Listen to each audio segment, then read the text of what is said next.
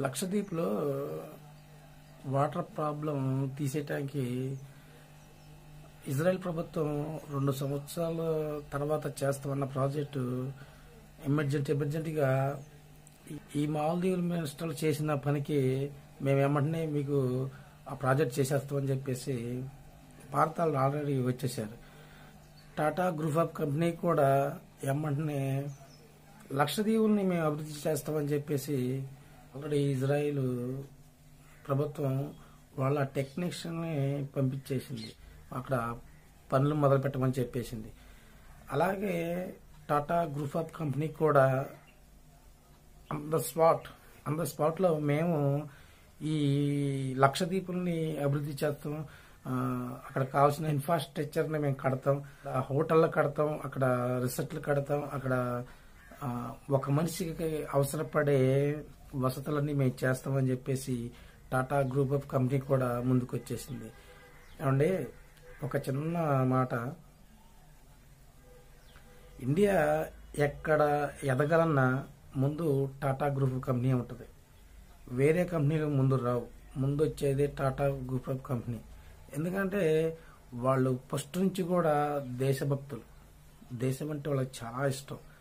వాళ్ళు అందుకనే ఏ ప్రాజెక్ట్ చేయాలన్నా కానీ ముందు వాళ్ళే ముందుకు వస్తారు, ఇంకా ఏ కంపెనీలు కూడా ముందుకు రావు, ముందు వచ్చేదే టాటా గ్రూప్ ఆఫ్ కంపెనీ.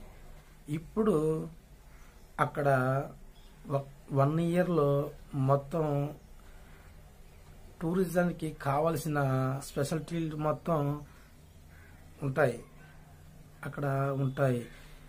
కాబట్టి ఈ మాల్దీవుల మినిస్టర్లు ఇప్పుడేమంటున్నారంటే మాది తప్పైందండి, మమ్మల్ని క్షమించండి, భారతదేశం లేకపోతే మేము లేవు, మాకు ఆపద కాలంలో మమ్మల్ని ఆడుకునేది భారతదేశమే అని చెప్పేసి ఇప్పుడు మాల్దీవులు మాట్లాడుతుంది. అంతకుముందు ఎవరో మాట్లాడలా. ఇంకొకటి, మాల్దీవుల్లో ఇండియా ఇష్టపడే ఒక వర్గం ఉంటుంది. ఆ వర్గం నుంచి మొన్న జరిగిన మేజర్ ఎలక్షన్లో మన ఇండియా అంటే ఇష్టపడే అభ్యర్థి గెలిచాడు. అయితే కాబట్టి దీనికి బట్టి ఏమర్థమవుతుందంటే అక్కడ మాల్దీవులో ఉన్న ప్రైమ్ మినిస్టర్ అనేది ఎలకపోయినా 4 రోజులకైనా కింద డొల్లిచ్చేది. ఎందుకంటే అతను ప్రో చైనా కాబట్టి అతను డొల్లిచ్చేస్తారు. ప్రో చైనా ఒక రకమైన దేశం. ఎందుకంటున్నారంటే ఒక రకమైన దేశం అనేది అది ఏ రకం అన్నది జనానికి అర్థం కాదు, ముందు ఆ దేశానికే అది ఏ రకం అన్నది ఆ దేశానికి అర్థం కాదు. ముందు డబ్బులు ఇస్తా ఉంటుంది, తర్వాత మీరు అప్పులు నాకు కట్టండి అంటుంది, మీరు కట్టని పక్షంలో నాకు భూములు ఇవ్వండి, మీ దీవులు ఇవ్వండి అని చెప్పేసి అంటుంది.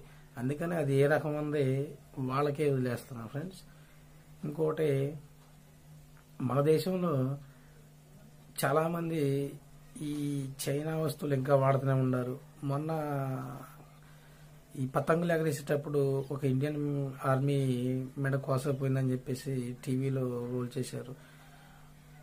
అసలు నీ దేశంలో ఉన్న సంపదను వాడుకో, వేరే దేశం వాళ్ళ సంపద నీకు ఎందుకు అవ్వాలి? ఆ దారం గొంతుకు వరుసుకో. ఒక ఇండియన్ ఆర్మీ చనిపోయాడు, వాళ్ళ తల్లిదండ్రుల బాధ నువ్వు తీరవగలవా? లేదు, అతనికి పెళ్ళి ఉంటే తన భార్య పిల్లల బాధ నువ్వు తీరవగలవా? ఏం చేద్దామని మీరు ఇలా చేస్తున్నారు? మీరు చైనా వస్తువులు వద్దురు నాయన అని చెప్పేసి ఎప్పటి నుంచో మన ఇండియాలో అంటున్నారు. మీరైనా కానీ మళ్ళీ చైనా వస్తువులే కొంటున్నారు. కొని ఏంటిది ఇప్పుడు? ఇకనైనా ఇంకెప్పుడు అలా చైనా వస్తువులు కొనమాకండి. అయినా ఇప్పుడు మీరు ఎగరేసేది మన మామూలు దారాలతో ఎగరేయచ్చు కదా, మన ఇండియాలో తయారయ్యే దారాలతో. అవి అయితే తెగుతాయనే. అయితే ఇప్పుడు ఇదైతే చైనా వాళ్ళదైతే తెగదనే, అంతేనా?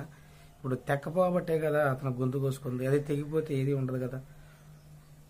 అందుకని మనం దూరపు కుండలో నులిపన్నట్టు చేయమాకండి. మనది మనకే గొప్ప.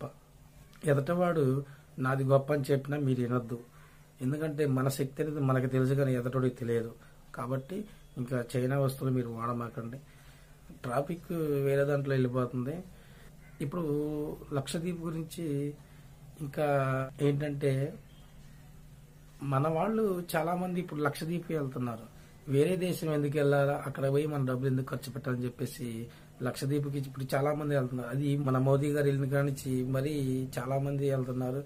ఆ, అలా మన దేశంలో కూడా ఒక టూరిజం స్పాట్ అనేది చాలా మంచి వ్యూ ఉంది, చాలా అందంగా ఉంటుంది, చాలా బ్రహ్మాండంగా ఉంటుంది. టాటా గ్రూప్ ఆఫ్ కంపెనీ దాన్ని డెవలపింగ్ చేస్తుంది.